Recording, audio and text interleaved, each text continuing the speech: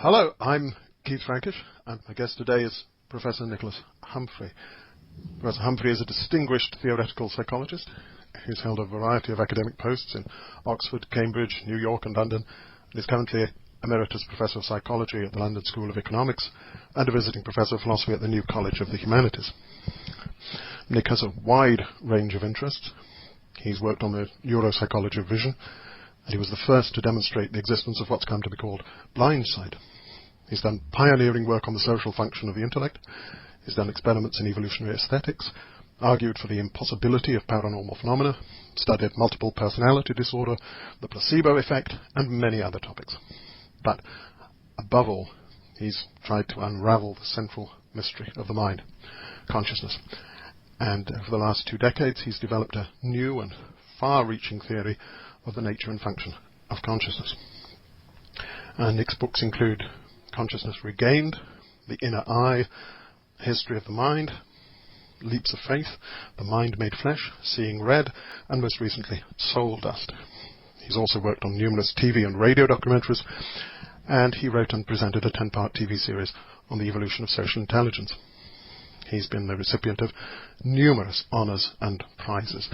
That's just the headline news about Nick. You can find a lot more about him from his website, www.humphrey.org.uk, where you will find videos and of Nick talking about his work, as well as copies of his many academic papers. Nick, hello. There's so much we could talk about. You've done, as that brief introduction shows, you've explored many fascinating areas of psychology. But what I'd really like to talk to you about is your theory of consciousness. Yes, you left off the subtitle of my most recent book, which is, I'm sure we're going to get to. It was called Soul Dust, The Magic of Consciousness. That indeed is very important. The role that the notion of magic plays in your account of consciousness is something that I will get into. And it's something I think on which we both agree, that there's a certain sense in which talking about magic here is quite appropriate. But before we get into your current theory and the way you're currently exploring and extending it, can I just ask you a bit about the background to that theory, and how you got interested in consciousness in the first place, and how your thinking about it has evolved. And I know you trained as an experimental psychologist in the late 1960s, and your early work was on the neuropsychology of vision. So I guess at that time there was something of a taboo on scientists theorizing about consciousness. Did you feel that that was something you particularly wanted to challenge?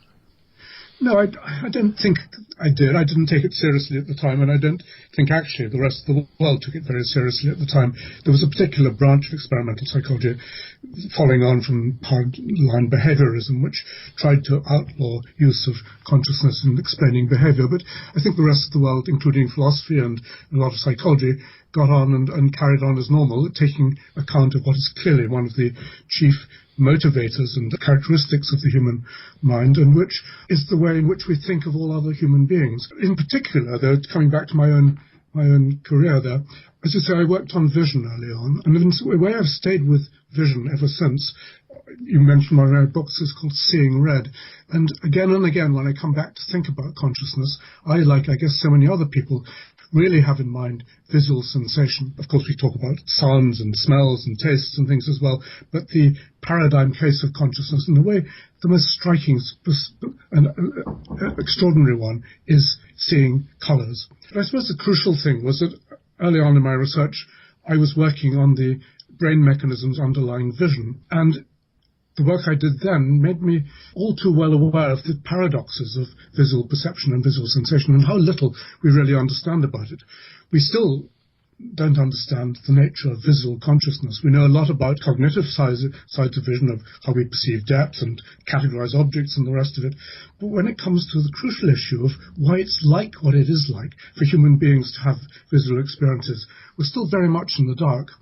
And what brought this home to me early on in my research was that I had the opportunity to work with a monkey. She was called Helen. She wasn't my own experimental animal to begin with. She was a monkey who Larry Weiskrantz had been working on in the Cambridge Psychology Lab. He had removed the visual cortex from the back of the brain in order to discover what effects that would have on vision. Well, as everybody would have expected, the effects were pretty drastic. Immediately after the operation, Helen seemed blind. 2 years later, she was effectively blind as well. Larry Weisskranz had shown that she could discriminate overall luminance, whether lightness from dark, but that was just about all there was to it. Now, I had a hunch about this. I thought that Helen, like all other mammals, has two visual systems. She has the modern one based on the cortex, but she also has a much more ancient visual system, which in fact goes right back to the reptiles, based in the midbrain. And so far as we knew, that part of the brain was still intact in this monkey. And so when Larry Weisskranz was away, I took the opportunity to test out some ideas I had about whether or not Helen was as blind as she seemed to be. So I did the obvious thing. I just went and sat with her. I interacted with her. I tried to watch for cues that she might, in fact, have some visual capacity, which she hadn't yet demonstrated in the lab tests. And really within a few hours, it became quite obvious to me that this monkey was not as blind as she seemed to be, and as everybody assumed she had to be after the damage to the visual cortex. So I spent the next week basically just playing with this animal. I was, would offer her bits of apple, I'd wave lights in front of her eyes, I'd touch her in unexpected places and so on, and all the time looking for any evidence that she was using visual cues to find out what was going on. And it became immediately apparent that in fact there was a lot more to it than anybody had guessed. Within a week she was able to reach out and touch my hand very accurately when I held it up in front of her and wiggled it, carrying a piece of apple. I'd made a stick with a light on the end of it, which I could flash, and in the dark I held it up for her to see if she could reach out to touch the light. Again, I would reward her with a piece of apple. She enjoyed these games, I enjoyed them, and within a week I was quite certain that Helen was not blind. So I sent a telegram to Larry Weisskranz. He was away at a conference in Basel. Those days we did those kind of things. The telegram said, "I've taught Helen to see." Larry came back from his conference, not in too good a temper. He came into the lab. He said, "Larry, you must come and look what's happened." He said, "Okay, tomorrow. I haven't got time immediately. Got to catch up and so on." Eventually, I persuaded him to come and see the transformation which had happened to that previously blind monkey. And of course, he was completely persuaded. Within a month, we had sent off a paper to Nature called "Vision in Monkeys After Destruction of the Removal of the Striate Cortex." Larry, of course, had then to let me go on with that line of research. Helen would probably have been killed and her brain sectioned and so on, and the results published showing that she hadn't recovered vision if it hadn't been that I now got the chance to see if I could develop it further. And so, in fact, I worked with this monkey, Helen, for the next 7 years. She came with me from Cambridge to Oxford, and then from Oxford back to Cambridge again. The transformation, the most dramatic transformation, occurred when, I'd worked with her in Oxford, in the lab there, I'd found that she had extremely good spatial vision, visual acuity, and so on. She could reach out and catch a passing fly, indeed. But when I came back to Cambridge, I came to a different kind of lab. I came to the Department of Animal Behaviour at Madingley. Now, there, though, I met a rather different kind of psychologist. Though nobody there studied the brain as such. Nobody did experiments in labs. It was a place where people studied animals in the wild. While I was there, a visiting scientist from Paris came, Mireille Bertrand. I talked to her about Helen, and I showed her what Helen could do. Helen was now able to reach out and touch my hand when I held it up to her. I did all sorts of other tests showing rather formal visual capacities. Mireille said, "Come on, Nick, what we need to do is to take Helen out for a walk." I said, "Look, don't be crazy. She's lived in a cage for at least the last 6 years. She will just go berserk if we let her out of the cage. She'll be scared out of her life. She won't know what's happening." Mireille said, "Leave it to me." And I went out of the room where the monkeys were being held. Mireille opened the cage. Helen, for the first time in her life, came in the last few years anyway, crawled down nervously out of the cage, found the floor, and immediately was panicked. Mireille caught her. Mireille held her arms back. Mireille slapped her face. There was a kind of struggle which went on between them, and 10 minutes later, Helen was now effectively a domesticated animal. Helen's behavior completely turned around. She became docile, easygoing. From then on, I could now interact with this monkey in ways I had never been able to before. And so I took her out in the country. I put her on a lead. I went for walks around the village. And once she had that opportunity to develop the vision, which had began to recover and the world opened up. It was quite obvious that she now had good spatial vision. She would climb a tree, and when she came to it, she would sit in the tree and catch bugs as they went by and so on. In every possible way, she now began to look very much like a normal monkey. How could that have happened? Well, we'll come to that later in terms of the brain, but how could it be happening at the level of her experience? What puzzled me was to know, well, how can a monkey have been apparently so blind and apparently have believed that she was blind and yet now have this demonstrable capacity to use her visual, what's left of her visual brain? Various clues were there for me. One thing which struck me was that although she was very sophisticated in her visual capacities, she only had them provided she didn't try too hard. If she was frightened, for example, and began to search anxiously around the room, vision, it was really as if she could only see provided she was relaxed about it and didn't have to think about it too much. There was a notorious occasion when probably the world's most famous neuropsychologist, Luke Teuber, came from MIT. He came from Cambridge, Mass. To visit Helen at the lab in Cambridge, England, just to see this new marvel. I let him into the room. Helen was let out of her cage. She was in an arena where she could run around and pick things up and avoid obstacles and so on. Then she sensed that there was a stranger in the room. She panicked. She bumped into things. She couldn't find anything. She appeared to be exactly what everyone would have said to begin with. She was effectively a blind monkey. Well, Teuber, of course, was not too impressed. I persuaded him to go outside the room and to watch on a TV monitor, and Helen got back to herself again and began to show off in the ways in which I'd hoped she would do with him in the room. Anyhow, so these kind of aspects of her vision made me wonder what it was like for Helen to see. And it occurred to me that in some way this could be a kind of vision of which she herself was unaware. I wrote a paper for the New Scientist at that point. The paper was called Seeing and Nothingness.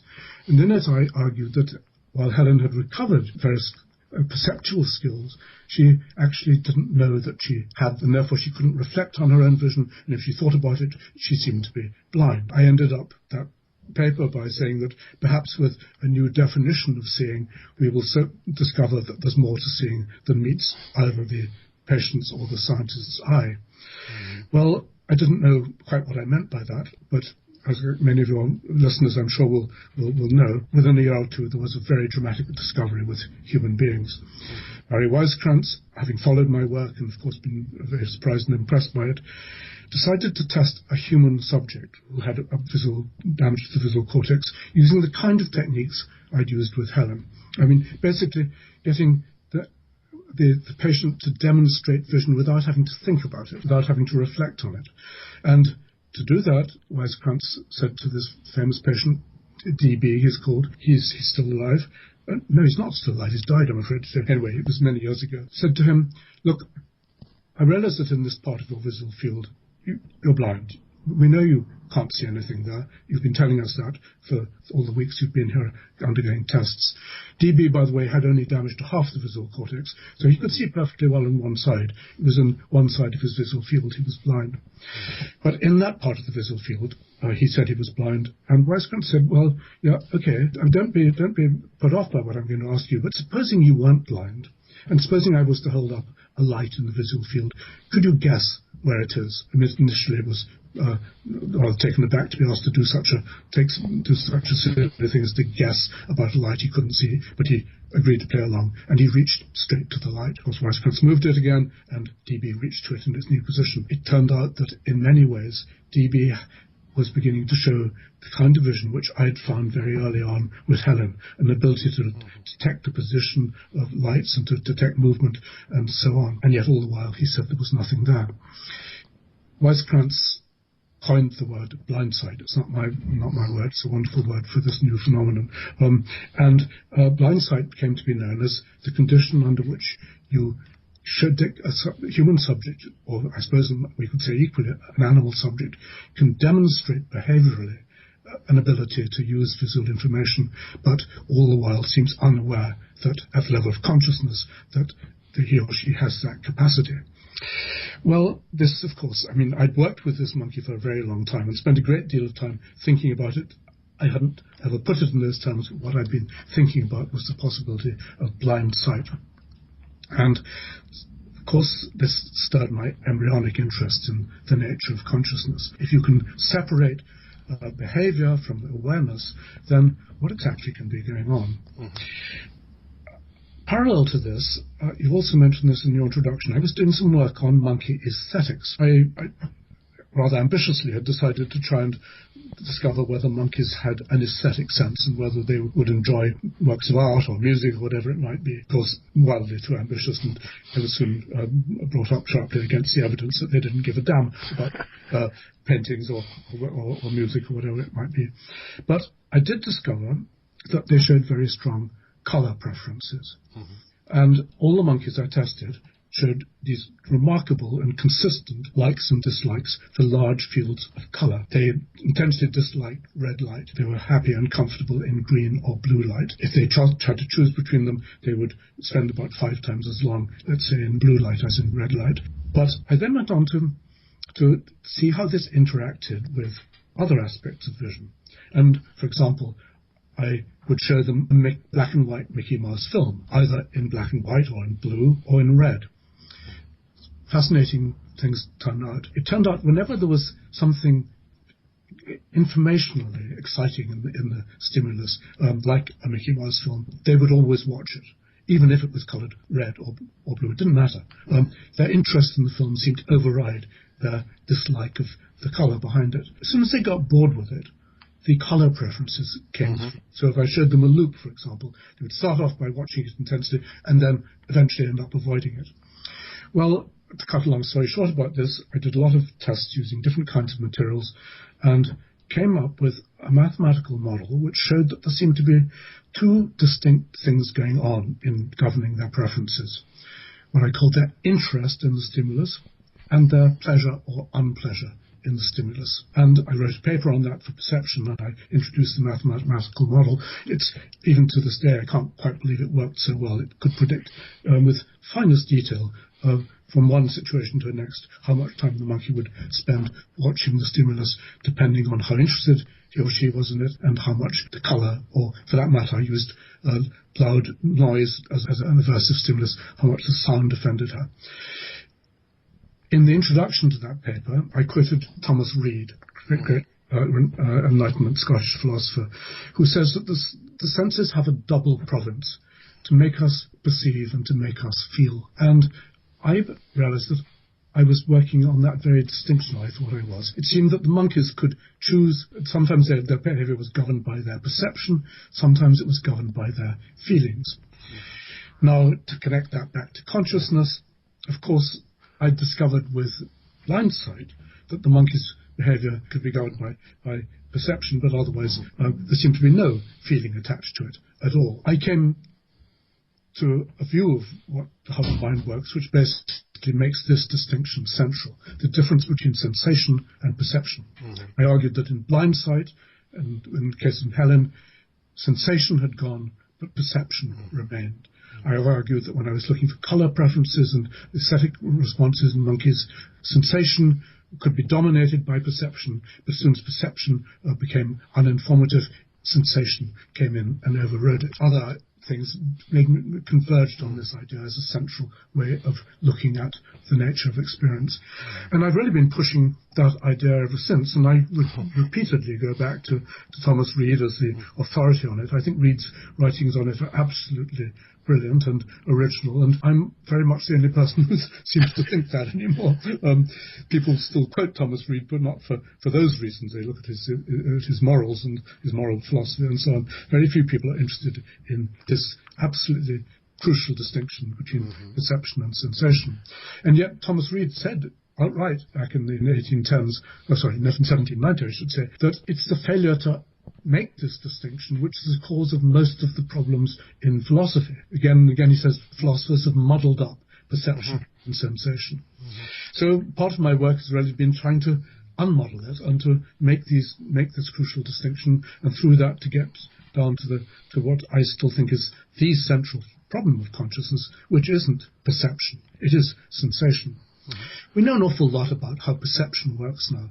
Neuropsychology, following on my work, Human Weasel, Larry Weiskrantz and others, has made huge advances in understanding the cognitive side of visual information processing. But it hasn't even begun to get to grips in any way. People haven't been interested in the qualitative side of sensory experience. And I think this, is still remains a wide open field, both for more refined philosophy, but also, of course, for, in the end, the physiology and neuropsychology will have to catch up with it.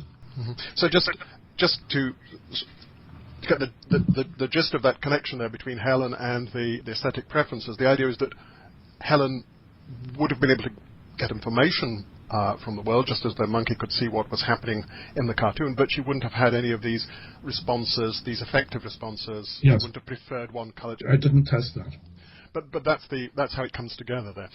And it's wonderful how you describe it, because you're bringing together experimental work with your knowledge of philosophy, and I think your work is a very good example of the approach that's needed to consciousness, which is one that is very broad-ranging, that is able to draw on 18th century philosophy of perception and on modern experimental work in neuropsychology. And I think that's a perspective that very few people have been able to develop. I was amazingly lucky to have the windows open for them, which I did. The fact that, this monkey Helen was in the lab at a time when Larry wasn't around and I had time on my hands. For example, the fact that I was fortunate enough to have a supervisor who would let me follow my bent in developing the work with her and do outrageous things like putting a monkey with no visual cortex on a lead and walking around a village. Of course, it would be forbidden by all the bylaws.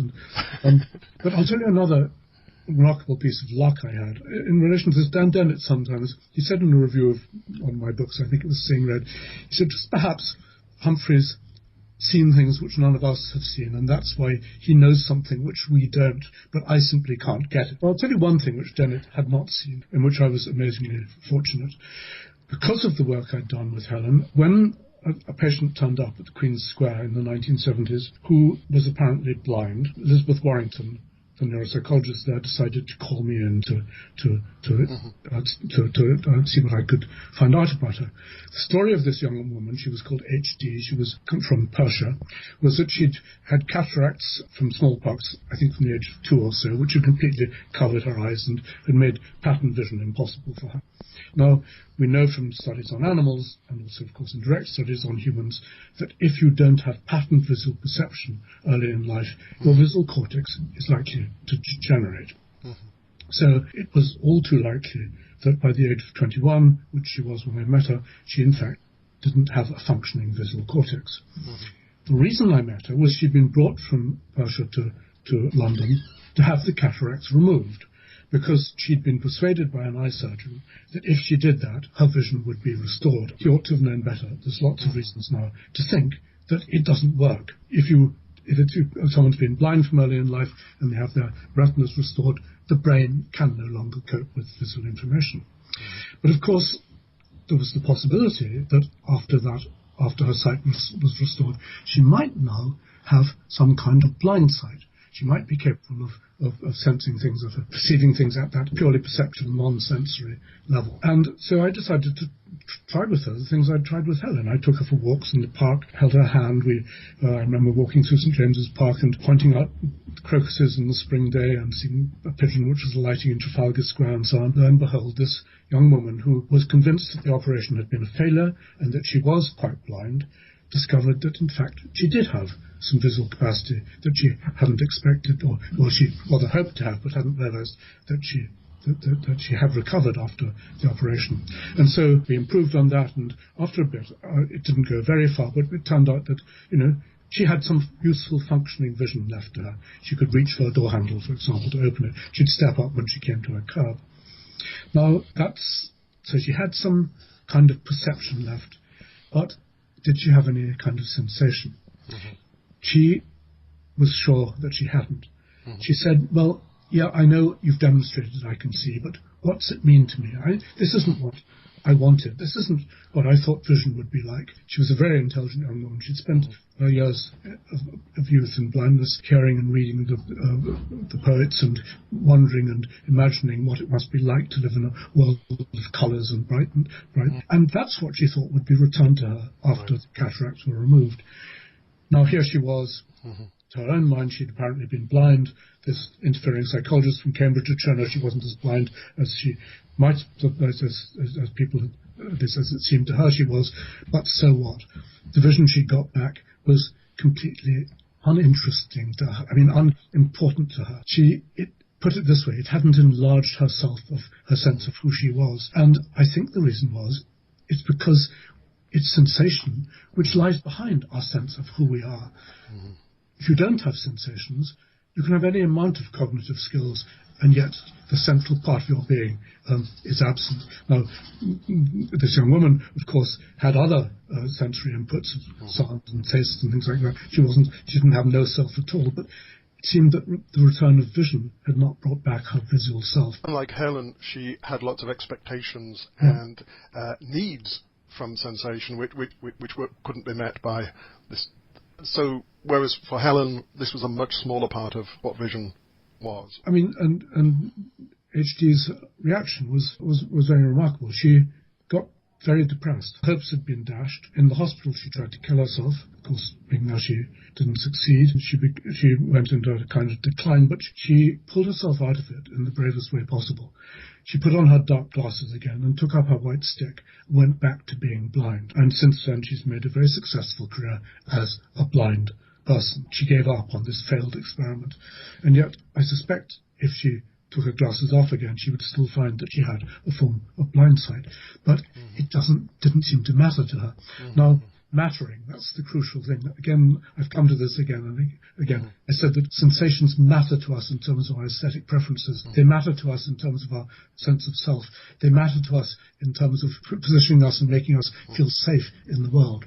Without them, we can become kind of visually skilled robots, but we don't have this core part of vision, which is where consciousness, visual consciousness, seems to me to really make its mark. And so it's part of all the reasons why in my later work I've concentrated on that central issue. What is sensation? Why is it so important to us? How does it work? And what you've done, Reid was your inspiration for this, you say, but you've gone on to construct a theory of the nature of sensation, which presents it as a kind of active response to the world. And you've coined a new term to describe this. It's an addition to our conceptual vocabulary, and you call it sentition, don't you? Could you perhaps introduce that notion for us?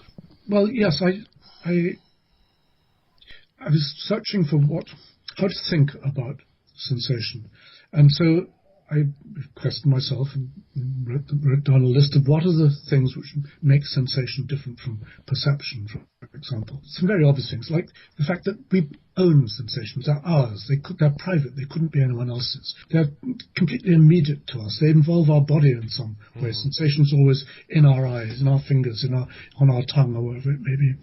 And it occurred to me that the obvious analogy for that was action. We own the things we do. We act with our bodies. We are immediately aware of our own inactions, our own volitions. No one no one else is privy to what we do with our bodies from the inside. And so it seemed to me that with these formal analogies, and maybe we should be looking at that as more than a formal analogy, maybe sensation did in fact involve some kind of doing. It was an active process. So I needed a word for that, and I used the word which was halfway between sensation and volition. I called it sentition. Now, I've gone on to develop an idea of how sentition arose in evolution as a very primitive way of responding visually to the world, and how it was elaborated in the animals which have led up to modern-day mammals, and particularly to human beings. And the crucial idea is, I said, look, I think that the first way animals responded to lights and sounds and smells and so on was by doing something about them. And they did that with their bodies. That's how you do things. Initially, the primitive organism would just have wriggled in some way on. The information was coming from the central ganglion, from the brain, let's say, in response to a stimulus saying, do this or do that. And the animal responded with a particular bit of its body. It responded in a particular way, appropriate to the stimulus. You don't want to do the same thing to everything which comes in. So some of these wriggles would have been wriggles of rejection, others would have been wriggles of acceptance. There was clearly an evaluative part to the response, and we'll see later that's crucial. So I said, okay, but sentition arose as an animal's a form of bodily expression. How the animal feels about what's happening at its body surface. That's how it began, but we couldn't stay wriggling for the rest of evolution. Something had to change. All these primitive reactions were no longer appropriate as our nervous systems, our bodies became more sophisticated. But something had meanwhile been built on sentition. First of all, animals simply responded. They didn't keep these responses in mind in any way. They weren't being represented. But as their brains became more sophisticated and they want to use them to make predictions and to perhaps store memories and so on, they wanted some way of representing what the stimulus was, which had evoked this response. Now, how to do that? Well, you could do various things. You could start analysing the stimulus all over again in some way. I think that did later happen, led on to perception. But later, an alternative would be, you could realise that I already have a description of the stimulus and how I feel about it. It's there in the motor commands I'm sending out to perform the response.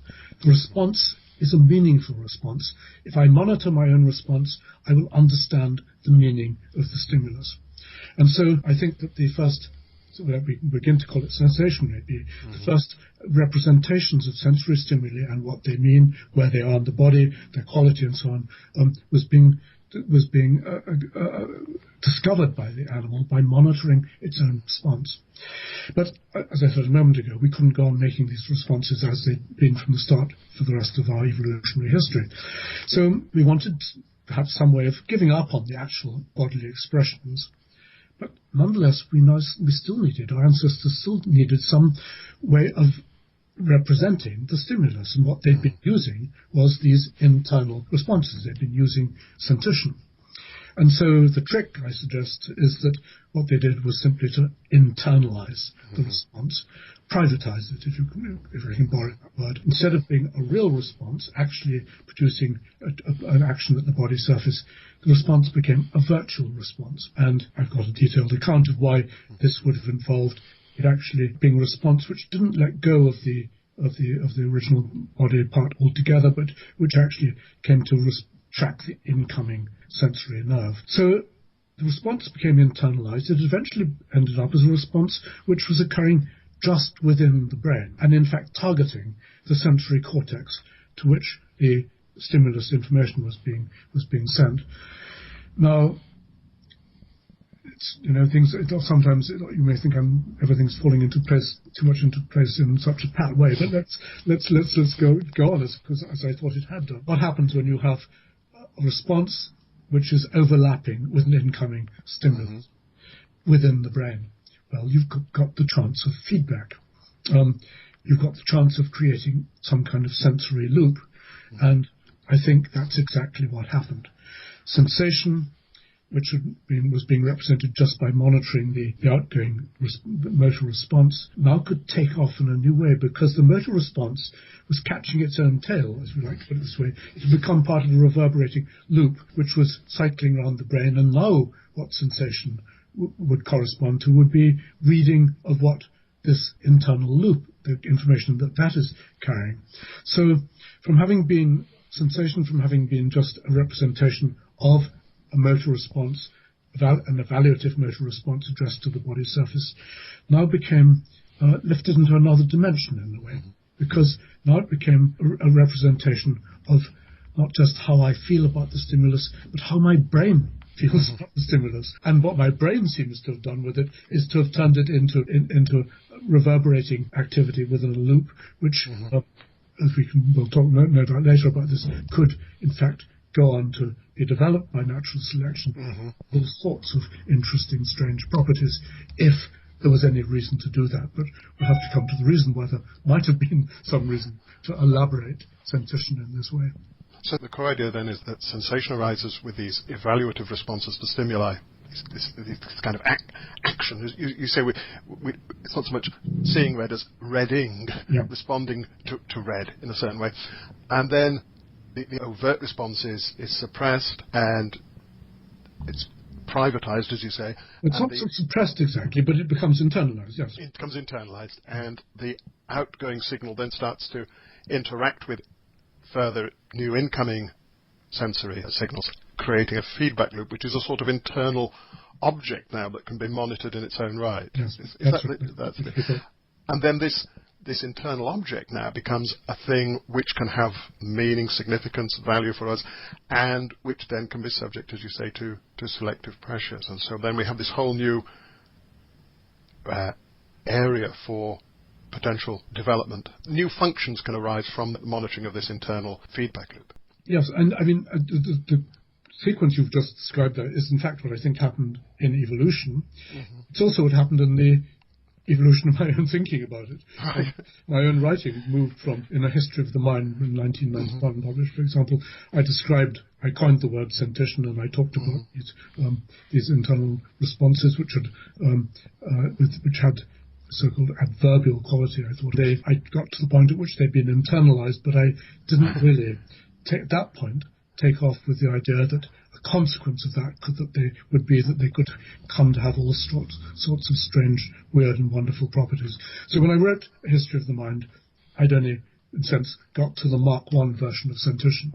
Right, and the second version comes in when you stress the monitoring of this internal feedback loop, because then the feedback loop itself becomes something that has significance for us and can affect us in various ways, and therefore can come under selective pressure. Yes, and that's what I developed a few years later, particularly in my book Seeing Red. Yes. And I might as well tell you the history of that. After publishing A History of the Mind, I'd taken various holidays from the research I'd been doing. I'd been doing different things. Mm-hmm.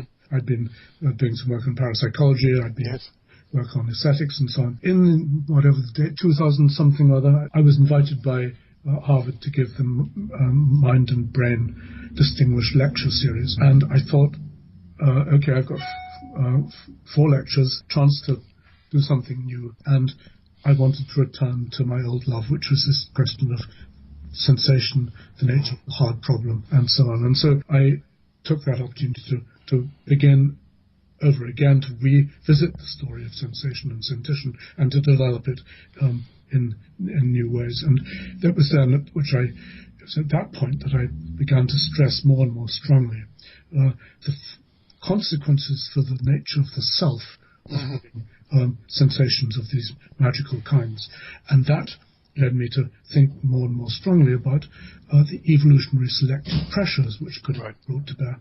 Because why do we need magic? One of the reasons why people, of course, object to my ideas about it is that it seems superfluous. Okay, what's the point of dressing up sensations in these fancy ways? I mean, purely for our delight? Well, not quite, but partly for our delight, because our delight has major consequences for ourselves. So our delight in being ourselves, our delight in being the kind of creatures that we are, living in a world which we ourselves paint with this fairy dust of sensation. So, for the benefit of listeners who haven't yet read the book, it's with the development of this feedback loop and the complexity of it that we start to introduce the dimension that we refer to as phenomenality, right? Right.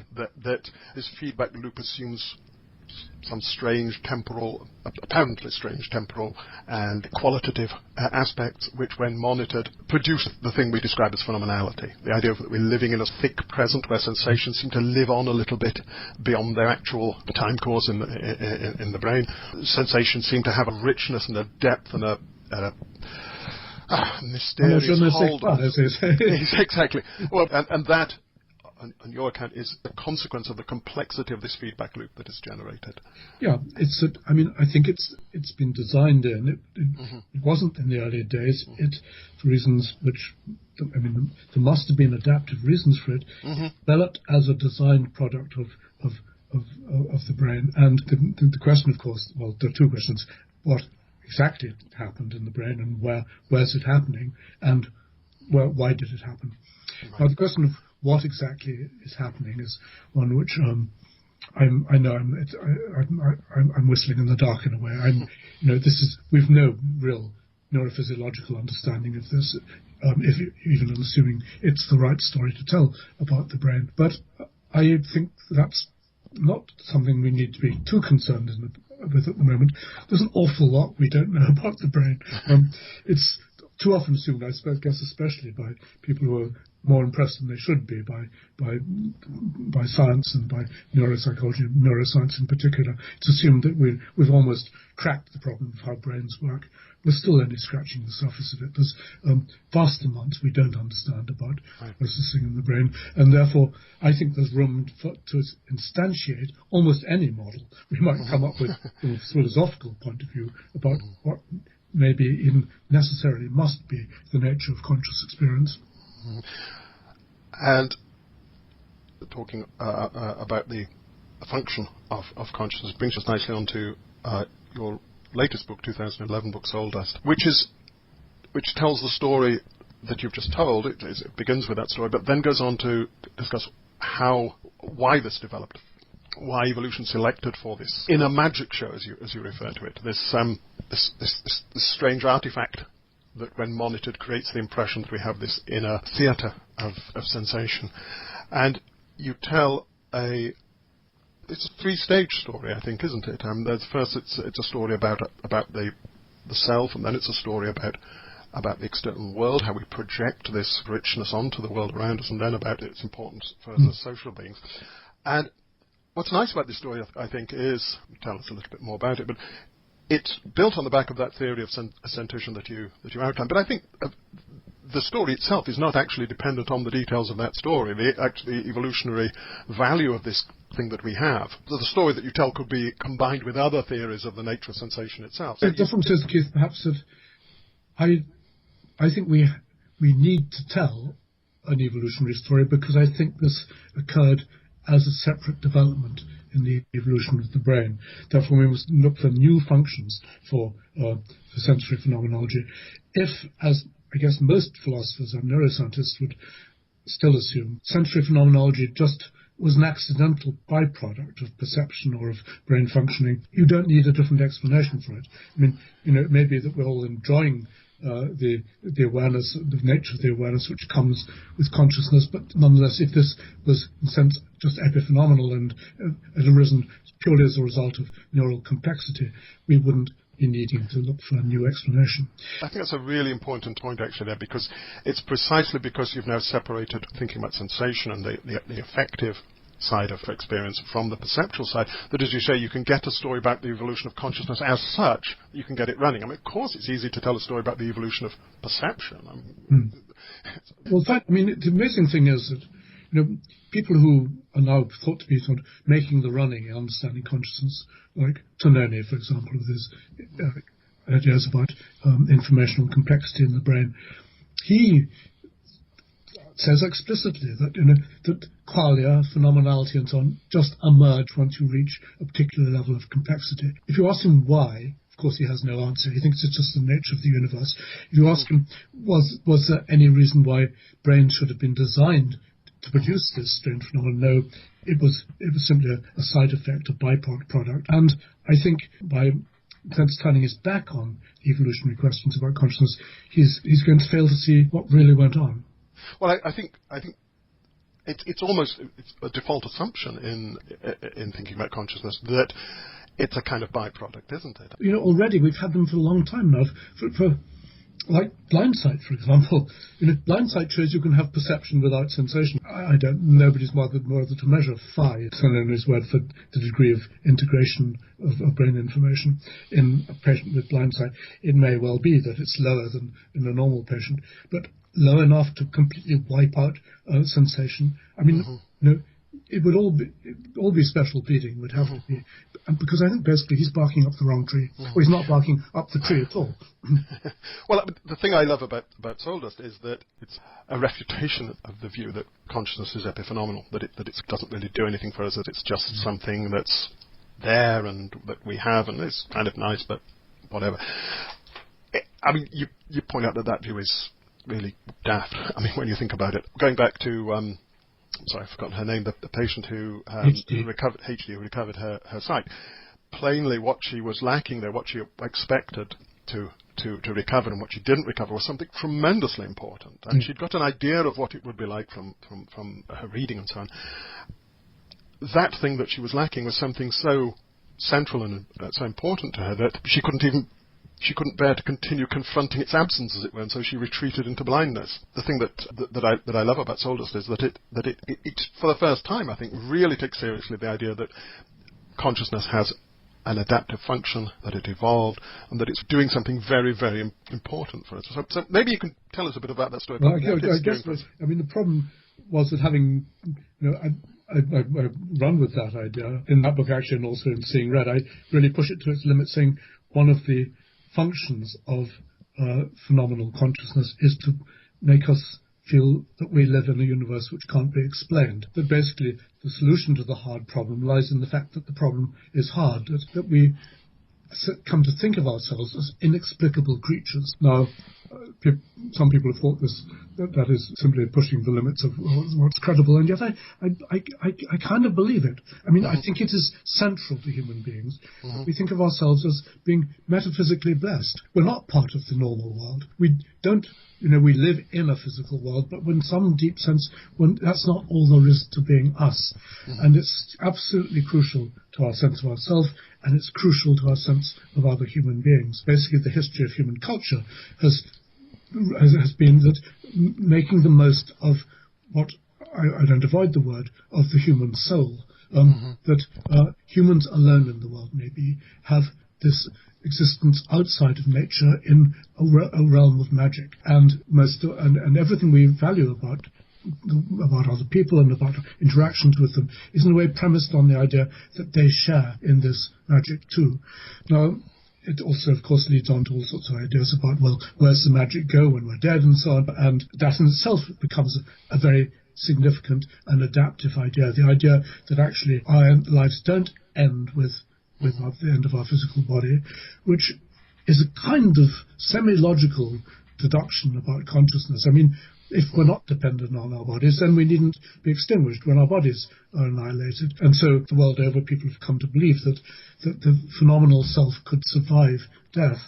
Now, that also, now we're talking level of cultural evolution more than simple biological evolution, I think has been hugely significant in driving humans forward to exploit the world and the possibilities in ways which no creature which didn't think at that level could do. I coined the word in Soul Dust, the word the soul niche. I think that humans live in the soul niche. I mean niche in the conventional ecological sense of the word there. It's the environment to which we're adapted and to which we feel at home.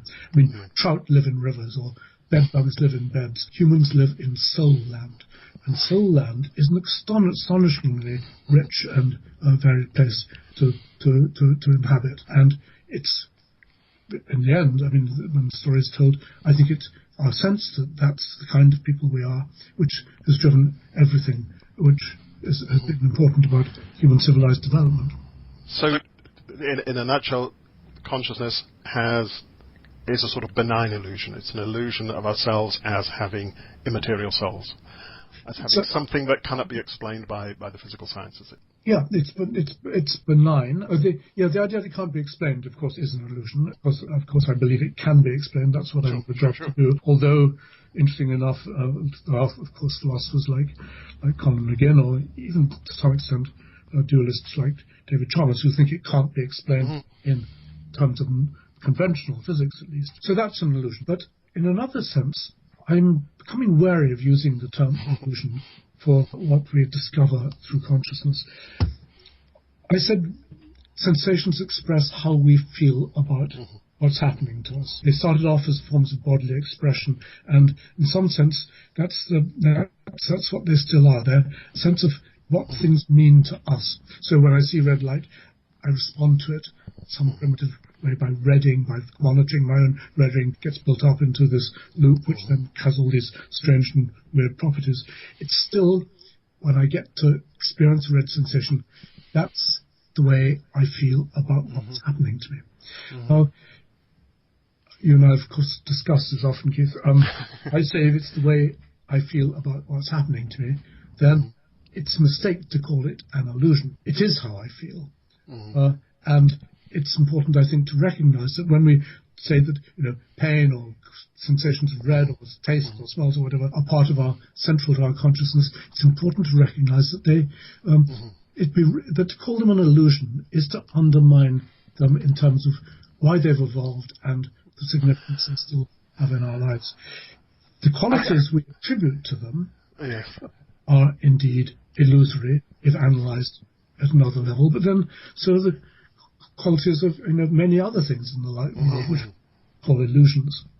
Well, I mean, I'm an illusionist about phenomenality as such, about phenomenal properties, defined in the way that philosophers do, and I think you are too. There isn't really some mysterious, inexplicable property here that is between which and the physical world there is an explanatory gap, or anything like this. But that's compatible, I think, with the illusion of having these properties expressing things that are perfectly. An illusion can express something that's perfectly real. I think a play or a poem or a piece of fiction can express something perfect. I can write a poem that expresses something very, very important and true, but it's still a fiction. It's something I've made up to express something real. It's an invention, and that's the term I wanted to use recently. Yeah, sure, it's an invention, and I like the word invention because, of course, it has various meanings in English, and one of which, of course, is a kind of delightful treat, which is created by, let's say, a composer as a feast for art. It's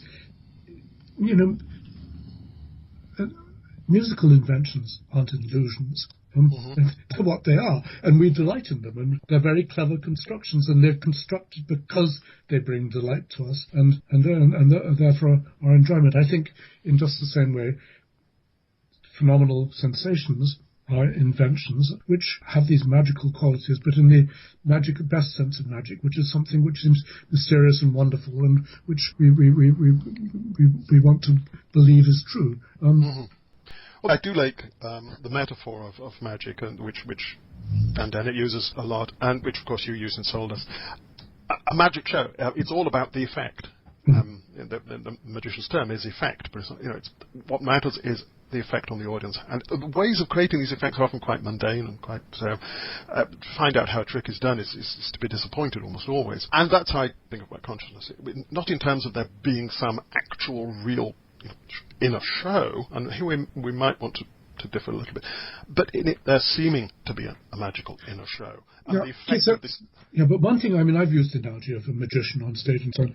I think one of the limitations of that model is that, of course, when a magician appears to cut a woman in half, he hasn't really. The woman has not been cut in half. The illusion is that a physical event has happened, which didn't really happen. When we have the illusion of, let's say, of living in thick time, that of inhabiting some dimension which is over and above the simple three dimensions of space and time, it's not clear that we're not now saying it's not a mistake that it's, in some sense, we really are living in that new space. And so to see the difference between saying that, okay, there's something in the physical world, which we are, in the conventional world, which we are being misled about, and no, there's something in this new world which we've discovered or invented, and which can't be gainsaid by saying, oh, well, it's not occurring in the physical world, because we're not experiencing it as happening in the physical world. Well, take the example of living in thick time. I think that's a good one. I mean, certainly we're not living in thick time. We're not outside the temporal sequence of events. But well, we have the okay, I agree. We can no, but I mean, we're not living in thick physical time, because physical time can't be thick. But when I use the term, of course, I'm not claiming that this is a contradiction. I'm using it in the sense in which I'm saying, well, the nearest thing I can think of is this is living in the extended moment. And in some real sense, it has been extended, because these high dimensional attractors in the brain have the capacity to actually represent, to be these things which we represent as living in thick. I'm not the only person saying this, by the way. I'm happy to see this week in the New Scientist. You probably haven't seen it yet. There's a review article about whether or not consciousness is a shadow of hyperdimensional space. And they're not talking about my work at all, but there are other people who are saying, I have the paper right here. I'm going to read you the last sentence of it. The neuroscientist who they're quoting is someone called Henry Markham.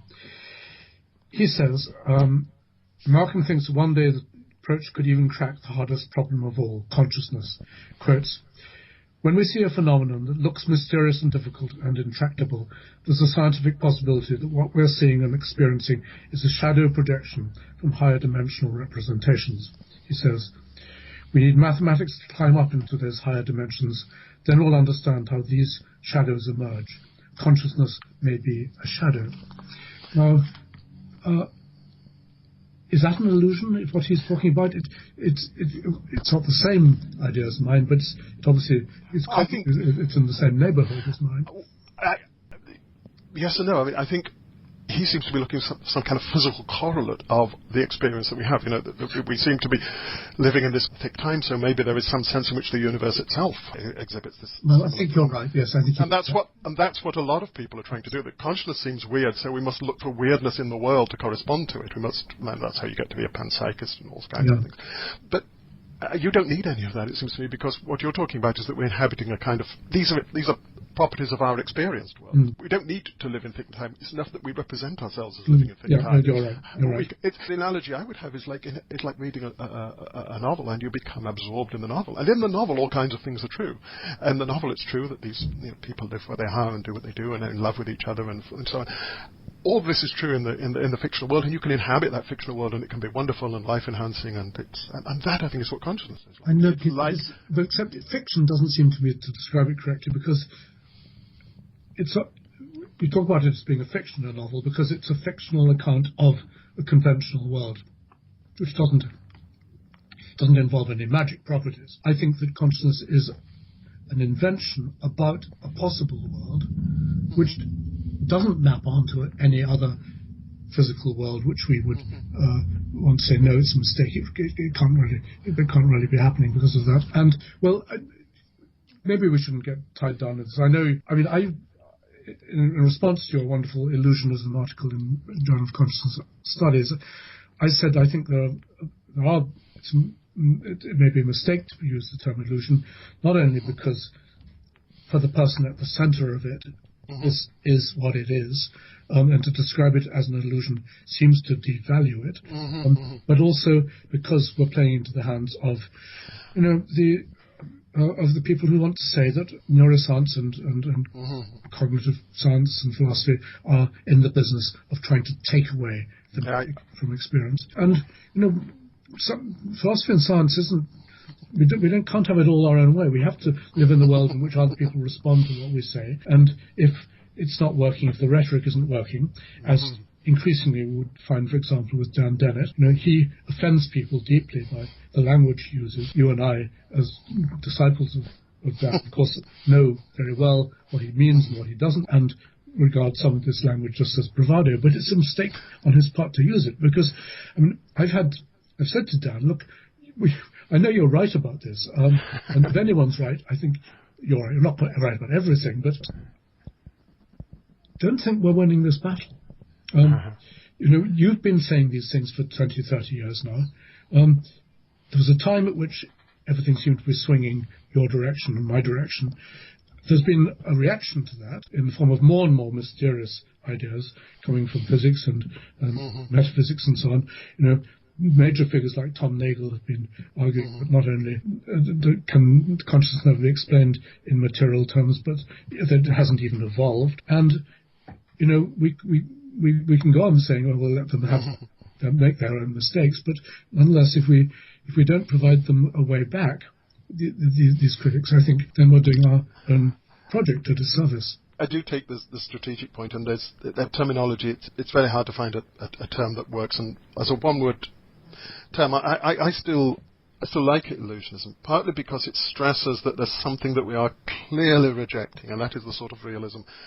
The idea that you must provide some correlate in the physical world to this stuff that you seem to be experiencing, that there must be something strange and mysterious in reality that creates this strange and mysterious sense we have, and that has to be resisted. I think it's really, if you don't firmly signal that you're rejecting that, then there's a danger that people are going to adopt some position that takes all the things you say about the wonder and magic of consciousness, but reads that back into the physical world. Well, in a way that... Yes, I agree. And of course we both want to avoid that. But what if you don't want realism, what about surrealism? now, this is bringing us to some of your latest work on this. And yes, one thing I would say, and let me just... One problem with calling it an illusion is that illusions sound like something that you want to get over. You want to have dispelled. You don't want to be a victim of an illusion. That would be terrible. Whereas this illusion, as you argue, is absolutely central to our sense of ourselves, our place in the world, our social relations. It's a hugely important illusion. And so the word illusion then becomes a bit of an obstacle. I agree to that extent. And let's relate to other uses of illusion, and in particular to art, which I think we both want to talk about at some point. Yes. Ernst Gombrich wrote a wonderful book called Art and Illusion. Yes. He's talking about how artists can create illusory representations of physical space and events. He's talking about illusion in that conventional sense of, there isn't really any space in the picture corresponding to the space which we see there and so on. That's one way of using illusion, but actually artists themselves have often used it to mean something much more interesting than that. So they talk about another level of truth. They, again and again, you look there, people are fumbling for the words. Picasso, Van Gogh, others all say, well, I want to...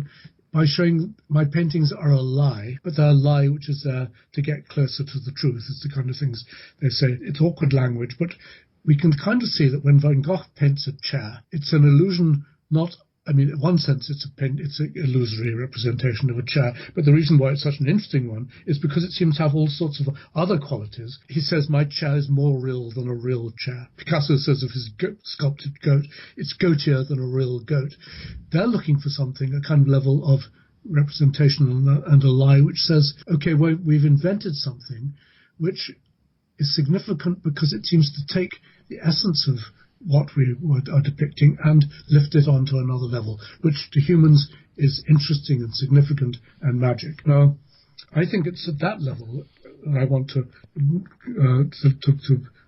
place the term illusion, if we're going to go on using it, the sense in which these artists have used it. And it's why I find very lot of useful analogies in art. But I'm actually rather serious. In response to your paper, I suggested a possible alternative name might be phenomenal surrealism, something which is more real than the real, that when we have sensations, I want to say they're redder than red, in the way that Picasso's goat is goatier than a goat.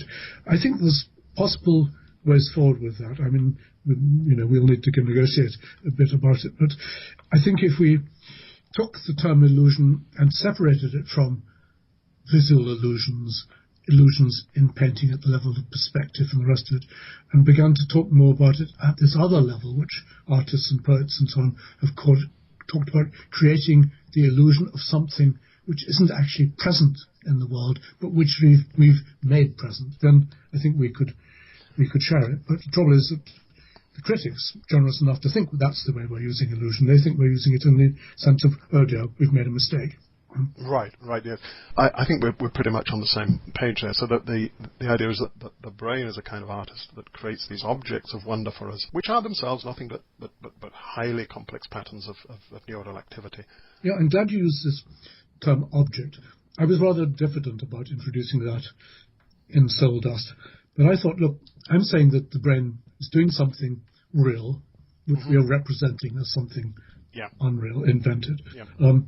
I better put my money where my mouth is and name this thing it's coming up with. Richard Gregory had come up with the word the gregundrum as the name of his real impossible triangle. The triangle, which is quite clearly a physical conundrum. So I say, well, if Gregory has invented the gregundrum, then each of us can invent something corresponding to that, and I call it the ipsundrum. Now, pretty ugly word, I know, and it clearly hasn't caught on, but nonetheless, I'm serious in the project there. I think by going out of my way to say, no, don't beat about the bush, there is something there, and if there's something there, we'll give it a name. That's what we have to do. And this, just in case that our listeners don't pick up the reference there, this is to your use of the impossible triangle as a metaphor for consciousness. Yes, yes, absolutely, and which I have done repeatedly over Yes, and which is, I think people have caught up with. We're always a jump ahead of our own ideas. Yeah. When I did an interview for Moscow Center for Consciousness Studies, a philosopher there said, look, I'm just bowled over by your use of the impossible triangle as a metaphor there. What made you come up with it? Why? It's completely brilliant. It solves all our conceptual problems. And I had said, yes, but I'm not sure it does any longer, because that illusion is an illusion of physics. It's that we're seeing something, making the mistake of seeing a physical object which isn't really there. I want to use illusion in a more sense. I think it's a bit more than that, isn't it? It's understood in one way, it's an illusion of living in a world in which space is rather different from how it is in our world. It's a world in which physics is different, isn't it? A bit like the thick time example. Yeah, actually, yes, you're right. I think your example's better than you. No, sorry, Keith, you're right. No, I wasn't thinking. Of course, the fact about the real impossible triangle is that it couldn't exist in physical space. Okay, yeah, good. And the people who are addressing the hard problem are, people are saying, how could there be impossible triangles in our world? And they're trying to say maybe somehow quantum effects could produce impossible triangles. Yes, okay. I think you're right. I'll go back on that. I don't give it up because it's a lovely analogy, I think, and it's a sort of signpost in the right direction, I think. It is interesting, isn't it? How I've used that Escher. Well, it wasn't originally Escher. It was a Rostoff. It wasn't Penrose either. It was that German or Dutch draftsman in the 1930s first came up with. Anyway, the real impossible triangle, I think, is a wonderful object, and I've used it in all sorts of other ways I've talked about. For example, as an analogy for how everything depends on our point of view. Exactly. Think of the real impossible triangle. It only works from one position, and therefore I've used it even in talking about politics, for example. I say, so the whole point, when we are absolutely convinced of some political position, we ought to just move a bit and have another look, because perhaps everything's going to fall apart when we don't see it just from that right position. When Martin Luther says, "Here I stand, I can no other," that's a very dangerous position. Don't ever let yourself stand in one position and believe you can no other. Have another look. I think that's a lovely application. In relation to consciousness, what's also makes it so appropriate is that when you look at the physical object that can be made, it's kind of, apart from one very specific perspective, it's an ugly, ungainly thing that doesn't look interesting or fascinating. And how could that produce this wonderfully elegant, possible?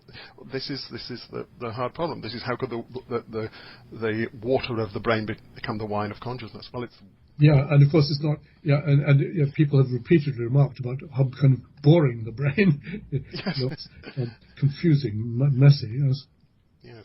And so this notion of consciousness as art, this is something that you're currently exploring, isn't it? I know this is you're currently working on this. Well, no, I won't say I'm working on that. I'll tell you what I'm working on, what I will be working on when I've finished various other things. I want to write a longish piece, maybe it'll be a book, about the bounds of consciousness, the bounds of sentience in the world. I think it's a crucial issue to understand how far sensory phenomenology and the kind of consciousness we value so much extends in the rest of the world beyond ethical, moral grounds. I mean, it's also becoming increasingly important in terms of thinking about the machines we may create in the future, which might or might not have sensory phenomenology. I think we can all agree that if they had sensory phenomenology, we would have to respect them in ways which we don't at least think we have to at the moment. Again, the current conventional wisdom is that machines will just become phenomenally conscious when they become sophisticated enough, just enough interacting parts or whatever it may be. I think that's not going to happen, that sensory consciousness, phenomenal consciousness, will only come to exist in artifacts if we build it in, just as it's only come to exist in animals because nature built it in. And nature built it in for a good adaptive reason. If there's a similar adaptive reason why we might want to give phenomenal consciousness to a machine, then we may undertake the design work to do it. And the design work may even be based on what we understand about the human brain by that time. But at the moment, I don't think there's any reason to, certainly nobody is thinking that way, and I can't yet see the reasons why we might want to give phenomenal consciousness to a machine, let alone a soul, except that it worked for us in some particular circumstances. If we were to put machines into those parallel circumstances, then maybe we should start thinking that way. For example, Keith, if we're going to have to start exploring the heavens in ways which will involve sending out surrogates on our behalf to explore deeper parts of the universe. I mean, it looks inevitable that the Earth is not going to be enough to contain us and our ambitions. We may, even for reasons of survival, have to go and colonize other parts of the universe. At least to begin with, we can't send human beings to do that. So we're going to have to send machines to do the job for us. They'll have to be extremely clever, of course. They'll have to have a kind of scientific mind, be open to possibilities, to look for things we haven't even yet programmed into them, and so on. But it's also possible that we're going to have to give them a kind of central sense of their own importance. Because supposing these machines begin to wonder why they're there, what the point of it all is, acting as these eyes and ears for science on Earth, but having no interest in it on their own behalf, maybe they'll just give up on it. Maybe they'll think, enough of this, and therefore they will opt out of the mission we've sent them. Now, I mean, kind of serious, and I say, well, one thing we might need to do is to give them a sense of the meaning of their quest, and that one way of doing it, because we know it's worked for human beings, might be to build into them something like a conscious self based on this sense of belonging to a world over and above physics and matter. I think that's right. I think that when people think about artificial intelligence, the worry is that these machines are going to be zombies. They're going to do all kinds of clever stuff, but they're not going to have any inner life. Things are not going to matter to them in the way that they matter to us. We're not going to matter to them in the way that we matter to each other. And the current way of thinking about consciousness, the dominant way, which sees it as a kind of epiphenomenon, either an actual epiphenomenon of the physical world or some non-functional side effect of physical processes, it leaves that question completely unanswerable.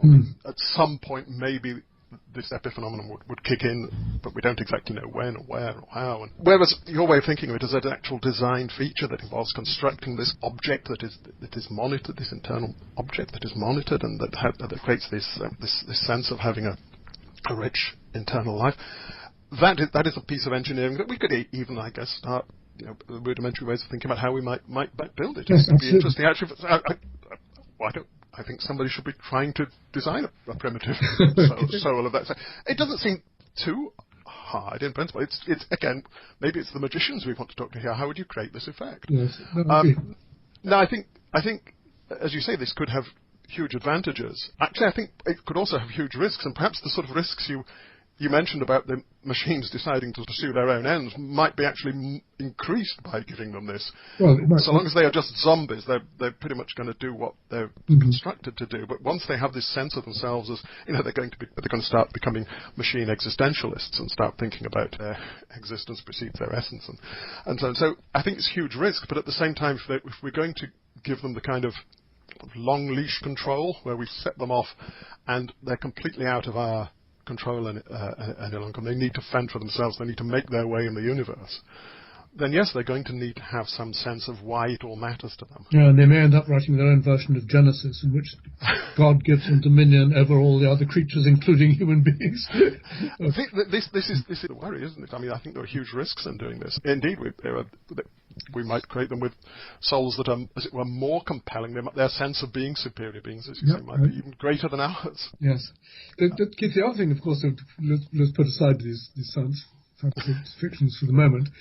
Of course, we still have an awful lot of unanswered questions about the existence of zombies here on Earth. I mean, are animals effectively zombies? Yes. I don't mean it in the practical philosophical sense, but do other animals that we share the Earth with have the same sense of self? Do they have phenomenal consciousness? It's increasingly widely held that they do. They have it in lesser and lesser degrees, maybe. But one of the central points of my view of it is that it doesn't really come in lesser degrees. Once you build in this system with its reverberatory circuits and so on, represents things as if they came from a higher dimension, it's pretty much all or nothing. I mean, there can be more of it or less of it, but nonetheless, it's, reverberatory loops either happen or they don't happen. There's nothing in between. Now, when it comes to animals, supposing something like my theory, if it's right, okay, the brain creates through sentition these objects which are represented as having strange and weird properties, and the function of that is to give us certain attitudes towards ourselves and the world we live in. At what level could we confirm the existence of any of this in animals? Well, at the moment we don't yet know what to look for in the brain, though maybe before long we will. I think we could know what to look for at the level of function. If it's having these consciousness, it's so important to giving us this sense of self-importance and a commitment to life of the kind we have. Maybe the evidence for that can be looked for, and maybe we already have examples of it in the behaviour of higher animals. I think quite a few aspects of the recorded behaviour of wild chimpanzees and so on suggest that they contemplate their position in the world. They enjoy pure sensation for its own sake. They clearly have a very grounded sense of self, which they also attribute to other creatures in their communities and so on. Lots of the things which I think work for us have at least hints of them occurring in chimps. So maybe, it is worth pursuing those sorts of ideas.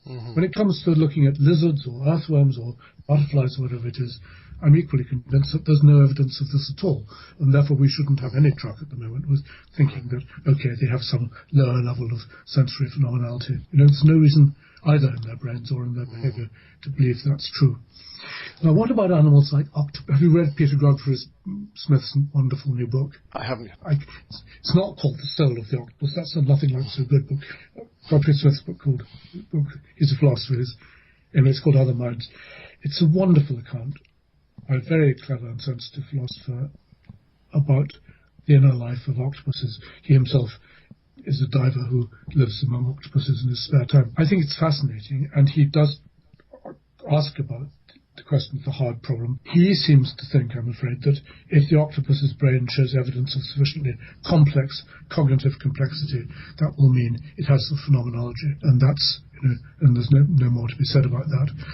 Of course, I don't think that. I think we would need to look for evidence in the animal's life that it had phenomenology. And then there are interesting straws in the wind, if nothing else. Like the fact that octopuses have almost no social life. They show no evidence of theory of mind. They don't, in fact, interact with other octopuses in any significant ways. They're loners. They don't seem to have any reason to want to dwell on what's going on inside the mind of another octopus, or for another human being for that matter, even if they sometimes seem surprisingly clever in mirroring the behaviour of other animals or human beings for that matter. Writings of Peter, he's it's a sideline, but one extraordinary thing about octopuses is they put on these wonderful colour displays, shimmering waves of colour spread across their bodies, and they seem to express, in ways we don't yet understand, the animal's emotions. It looks like as if this is an unprivatization. That's lovely. The problem here is that octopuses are colourblind. There's no evidence at all that they can see these displays. So, if they're not being done for the purpose of being seen by other creatures, other octopuses, what are they being done for?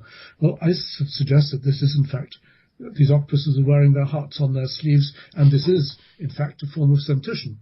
And it derives from the fact, I'll tell you my story about this. Octopuses lived, before they got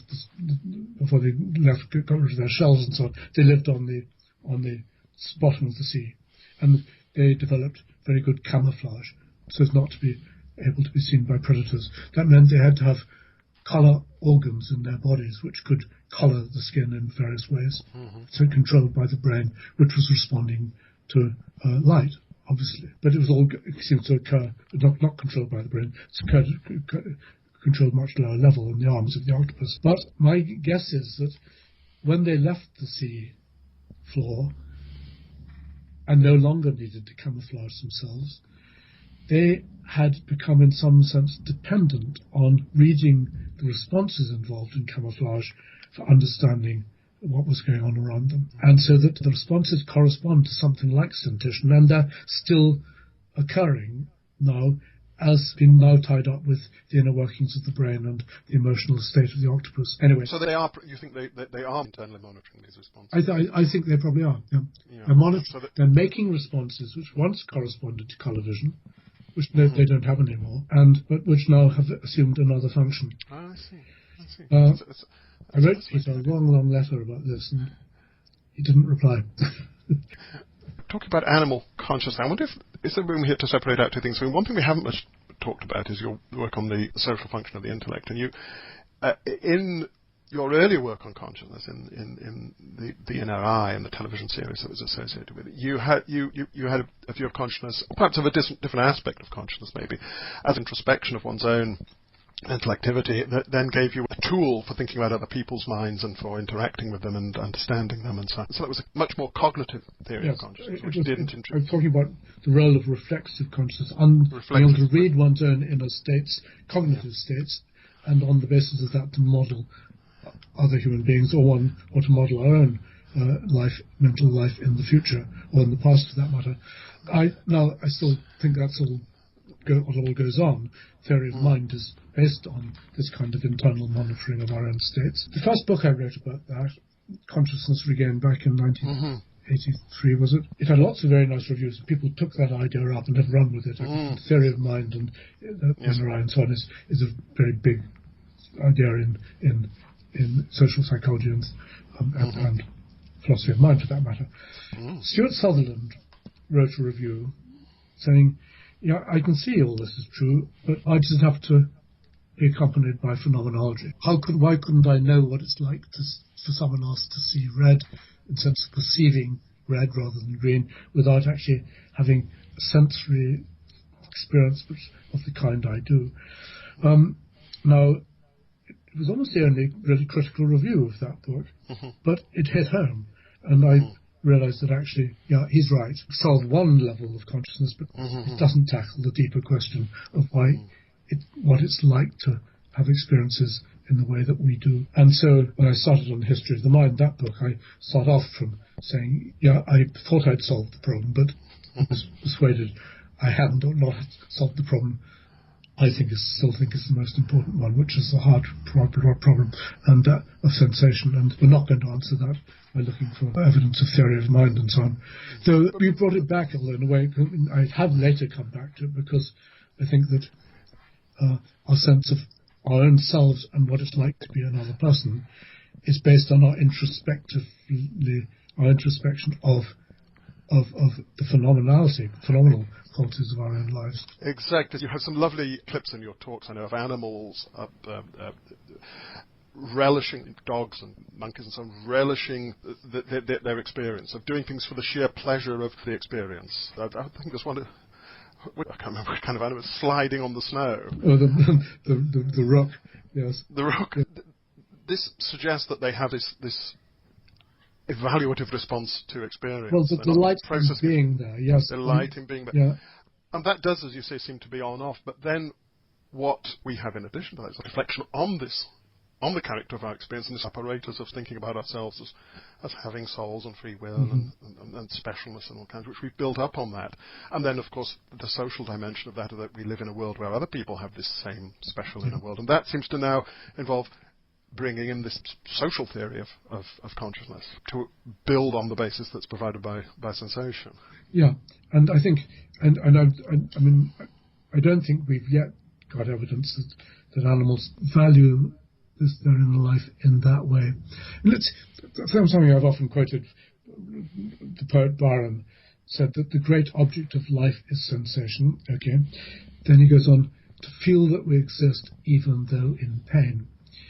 Now, I don't know of any animal which does things which hurt because it makes them feel centered and being there in an incontrovertible way. That would be fascinating if we ever saw it. I certainly don't know of anything like that. Yeah. Well, there's a big step between enjoying this sensation and enjoying being a creature who has sensations like that. Yes. Thinking. Exactly. Yes.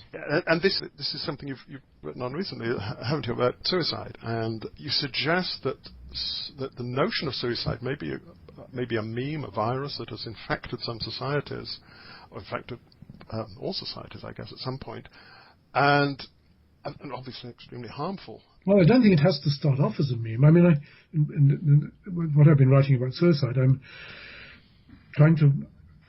discussing the alarming fact that human beings, having discovered that what death means, no other animals understand the consequences of dying as we do. Having discovered that death leads to the removal of ourselves from the world, and in particular the blotting out of thoughts and feelings and so on, that some people may think of that as a solution, not as a risk, but as a solution. Because there are times in all our lives when we would simply rather just escape. And, of course, if we have the means to escape, the logical thing to do might just be to do that then. Suicide's really not too difficult. If we realize that when we're in pain, whether it's physical pain or psychic pain, we have the way out, then I think there is and has been in the past a real risk that we'll act, even often impulsively, to take that route. This is something which didn't arise before human beings began to understand the consequences for themselves of dying, what it means to die. No animal, so far as we know, has the slightest idea that if it killed itself, it jumped off a cliff or whatever it may be, that the consequence would be that it wouldn't feel anything anymore. Yeah, exactly.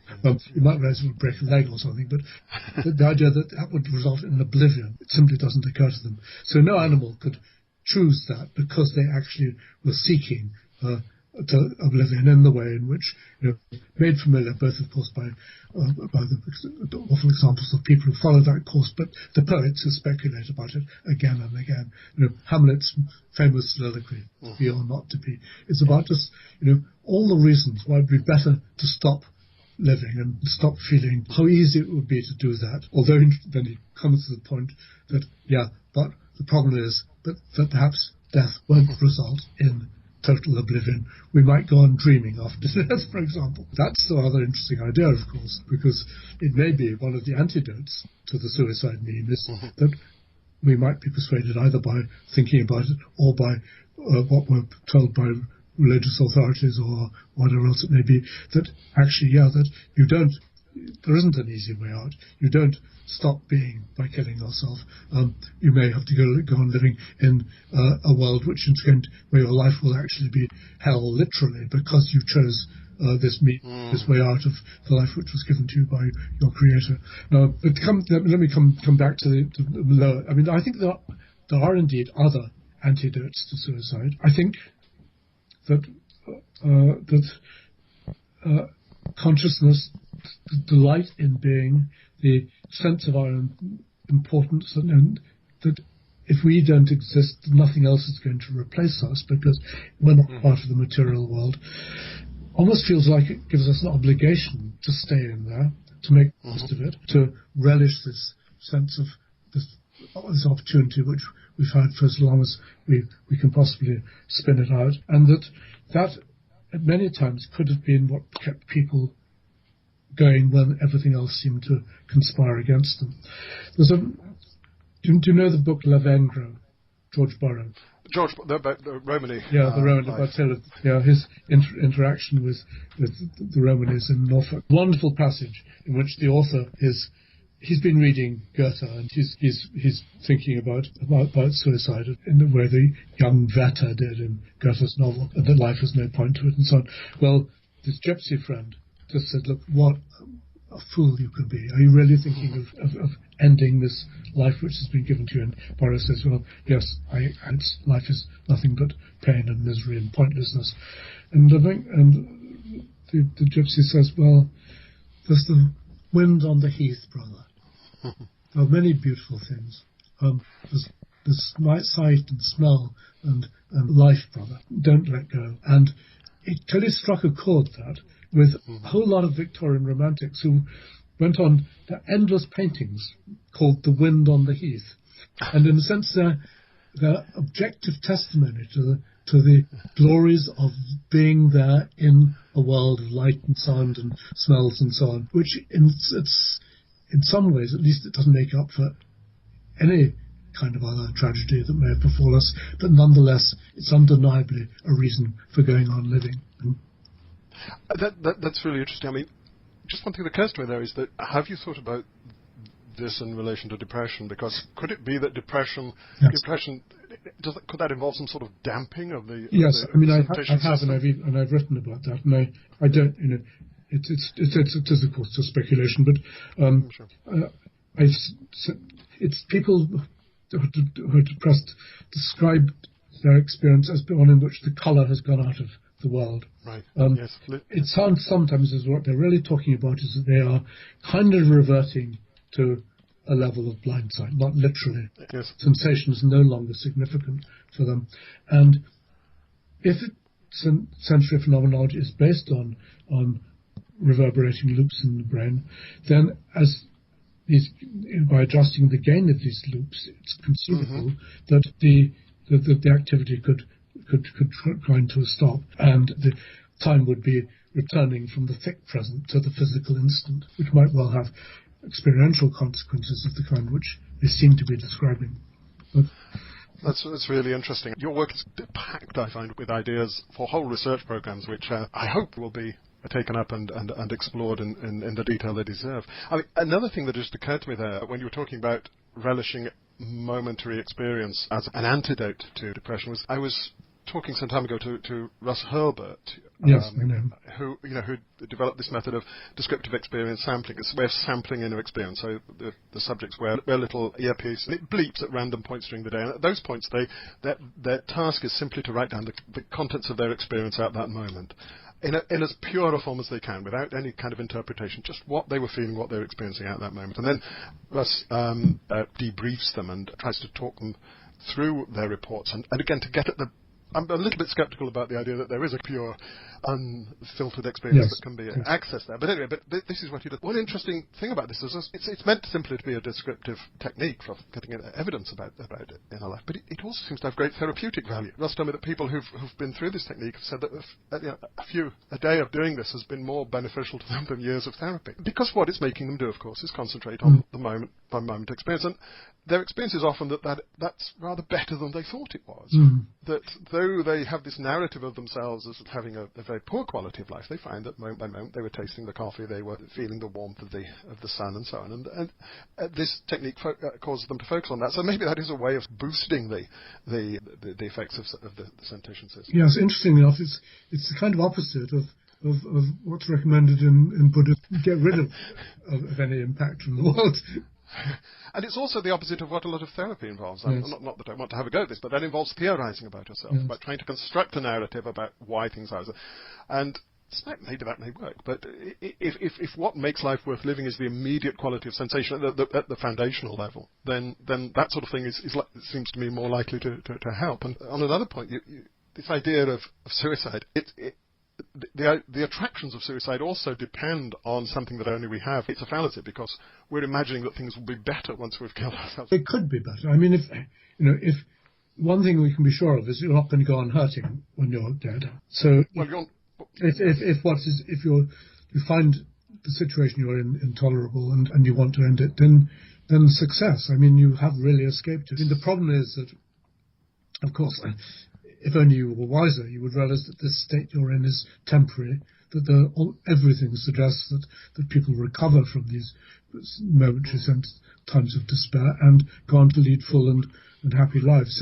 So you're making a strategic mistake, but in terms of the moment, I mean, what's just to say you haven't succeeded, just as, when you take an anesthetic to get rid of pain, it works. Of course, most people taking anesthetics count on the fact they're going to recover from it. Most would not take the anesthetic if they thought they weren't.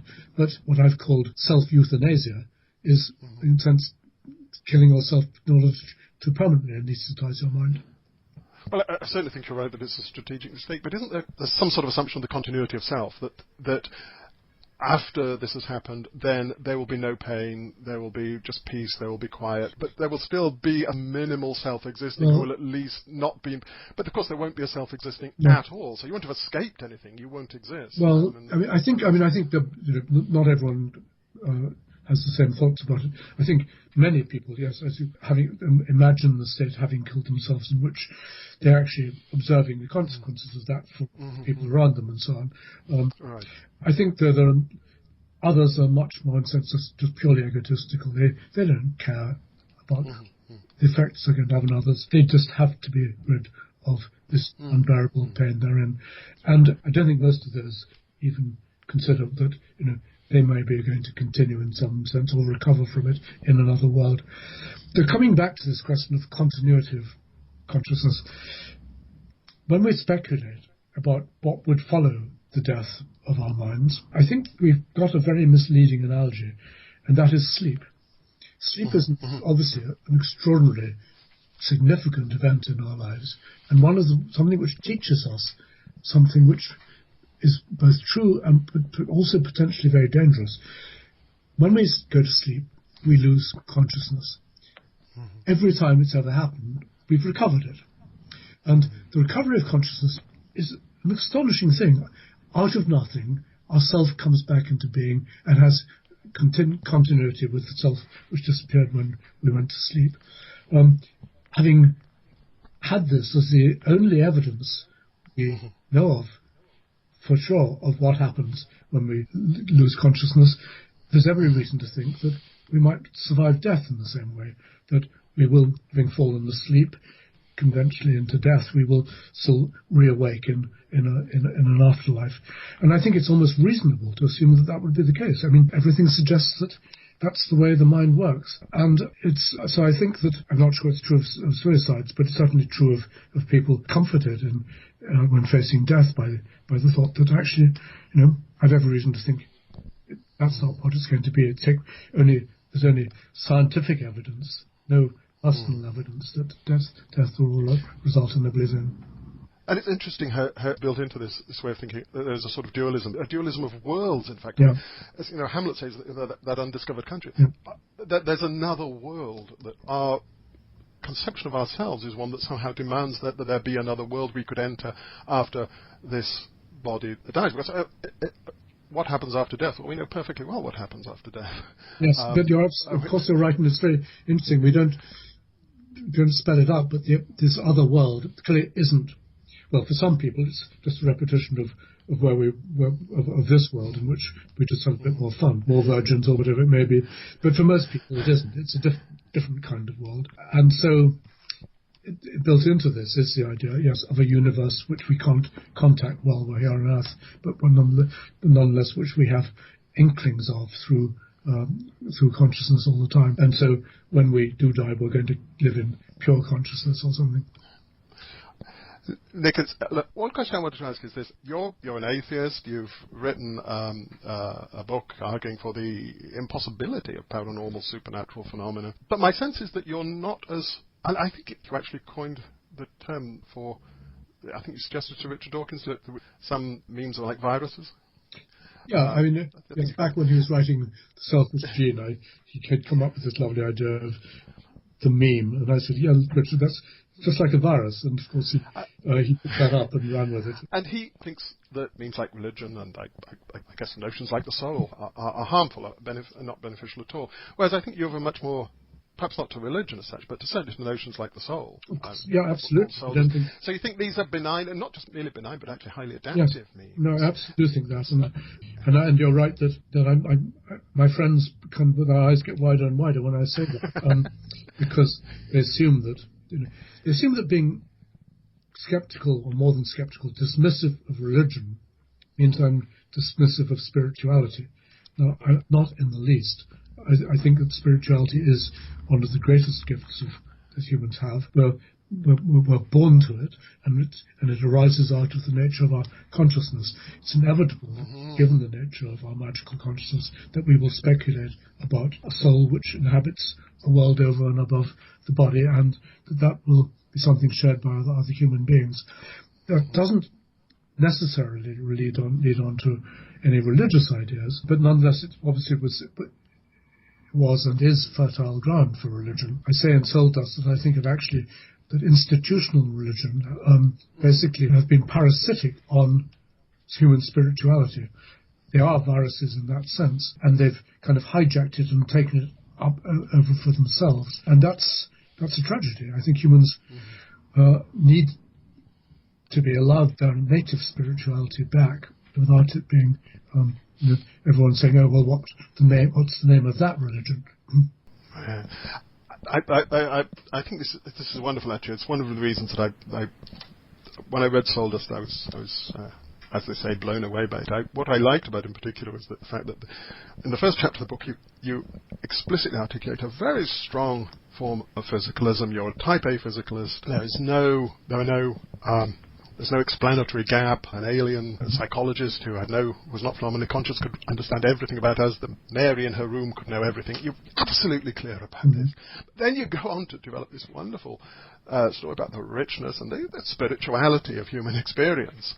And so you show how these two things are not incompatible, and I love that. I think there's a stereotype of physicalism as a reductive in a bad sense doctrine, a doctrine that somehow takes the magic and mystery and wonder and the life out of the world. And I think that's well, I know, Keith, because that's why we're friends, and we share these ideas. But it's as you know, it's a losing battle on two sides. I mean, the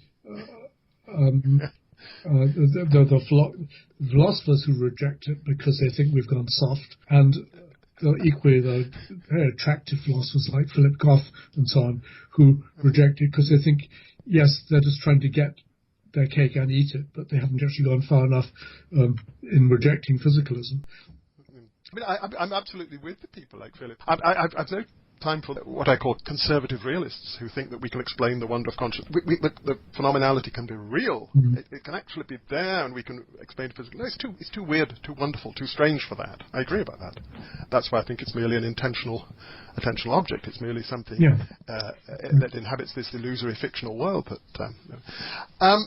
The other thing I really wanted to ask you about, I mean, throughout your work, right from the start, there's been a strong emphasis on an evolutionary perspective. I think you would say that is very important to all thinking about the mind. And you've done pioneering work in evolutionary psychology yourself. But a lot of people, I find, are worried about evolutionary psychology. On the one hand, there are people who say, well, you're just making up stories about how it could have been, and there's no way of testing these. And also people get worried about the political implications of it. They think that by giving an evolutionary explanation of a trait, we're somehow validating the trait and saying that it's that we should not condemn it. Yeah, we should accept it. I agree. I mean, on the question of Joss's stories, I mean, I plead guilty. I think we do, and I think it's a wonderful exercise to have stories about how things could have been, because sometimes we need what philosophers call proofs in principle.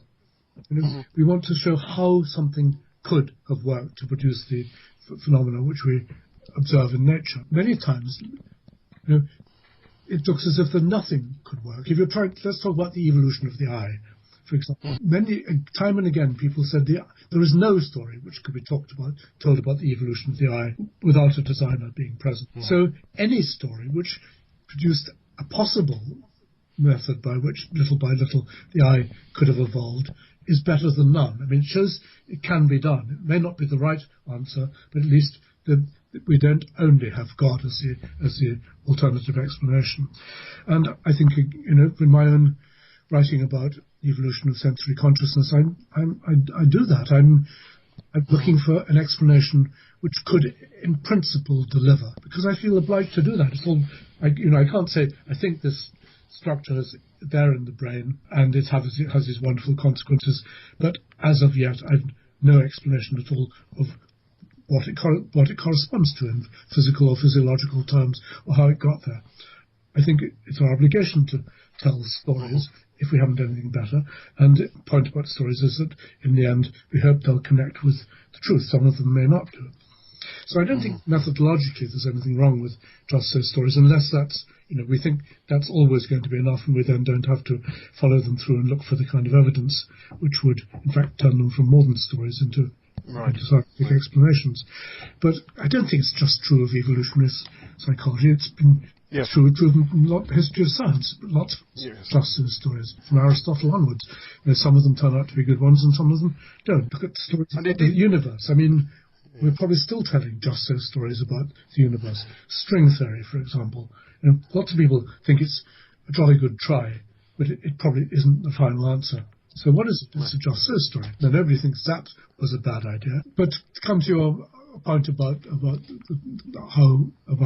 how evolutionary psychology is perceived and received. Yes, of course there are people who misuse ideas of evolutionary psychology to do just what you say, which is just to say that what is out there and has evolved for Darwinian reasons is something which has to be there and which we must accept as a kind of as having some kind of ethical value. But that's simply making that old fallacy which Hume and others drew attention to what is ought to be. Exactly. Yes, what is ought to be, and that's part of it. I think if evolutionary psychology for me has just been a way of trying to make sense of the phenomena we see in the world, which we cry out for explanation, and which evolutionary theories seem to provide the best possible solutions to. Now, it is true that a lot of evolutionary psychologists have been very cocky about this, having come up with an account which seems to work. They then insist that there couldn't be any other account, that the world and sentience dance to the tune of the theories they've come up with. One of the most notorious examples, I suppose, now is sex differences. It's one of the great successes of evolutionary psychology seemed to be that it could explain in Darwinian terms why male and human brains were different and male and human behavior followed very different patterns. It's becoming increasingly clear that this story was far too simplistic. And, I mean, basically it's scientifically wrong. It's been demonstrated by other evolutionary psychologists that this is the case, and they've come up with more sophisticated ideas. We now think of sex differences as being alternative strategies, which are present probably in all brains, male and female. In other words, you can be born a woman and still have both male and female strategies present in your brain, and equally the other way around. Whether or not these strategies come to the surface is going to depend on the environment you find in. And in fact, evolutionary psychologists earlier on had discovered lots of other examples of this, how the environment can turn on a completely different set of behavioral patterns. Right. People hadn't thought this was the case with sex differences, which seem to be so set, but the more sensitive they've become to the reality of how the environment affects people's sense of their own gender and their own possibilities, they've come to realize that actually the truth very likely is that this is another case of where different behavioral strategies are being switched by the environment. So you can switch on stereotypical male behavior in a girl by exposing her to the right kind of or the wrong kind of environment, and same with boys. So I thought the point I'm making is, evolutionary psychologists got it wrong. They've been corrected by others following in their footsteps, using other evidence from biology and evolution to try and come up with a more sophisticated idea of what actually leads to the actual sex differences which we observe in behavior. And the more we're aware of those, the more we'll be able to act on behalf of individuals who, either find themselves trapped or are happy with the roles they've been assigned, and help them to live more fulfilling lives. It's a clear example of where evolutionary psychology has come up with the answers to its own excesses and moved on to better things. And the people who, Hilary Rose, Stephen Rose, and so on, who want to think that the evolutionary psychology is flawed from the start, are simply outlawing a form of discovery and of potential application, which undoubtedly can and will do good. Well, absolutely. I mean, I think I can endorse everything you just said. I think you said it beautifully. And as Dan Dennett points out, this method of reverse engineering, which is all that evolutionary psychology is, really. Without that method, I mean, we just don't have the tools to understand what we're dealing with. I mean, we don't even know how to describe what it is. We're dealing with a functional system. We need to think about its evolution in order to conceive of it even as a functional system. So sure, there may be some bad evolutionary psychology, but the cure, as you say, is better, less cocky evolutionary psychology. And the anti-evolutionary psychology efforts of the latest, of course, is A.N. Wilson's attack. Just show how the opposition are really scraping the barrel to try and undermine what in fact is a thoroughly respectable and traditional research program in science. Indeed, and evolutionary psychology is sometimes singled out as if it's just evolutionary theorizing applied to the mind brain, except perhaps in certain applications and certain misapplications of it. I don't think there's anything different in the project itself to the evolutionary study of the digestive system or reproductive system or anything else. Of course, no, you're right. Yeah. Well, Nick, I've talked to you for a long time. I could keep on talking to you for a very long time. Okay, I hope we'll talk again soon. We will soon. But thank you so much. I've really enjoyed this. I hope the listeners will enjoy it too. I think it's of all the people to talk to about consciousness, you're I think the most fascinating. You've had such a wide experience. Don't say that, because I'm hoping your blog series is going to talk to a lot of other people. And you start off by... well, you're too modest, Nick. But I won't embarrass you by going into a eulogy. But I'll just thank you again. I really enjoyed it. And thank you, Keith. Thank you.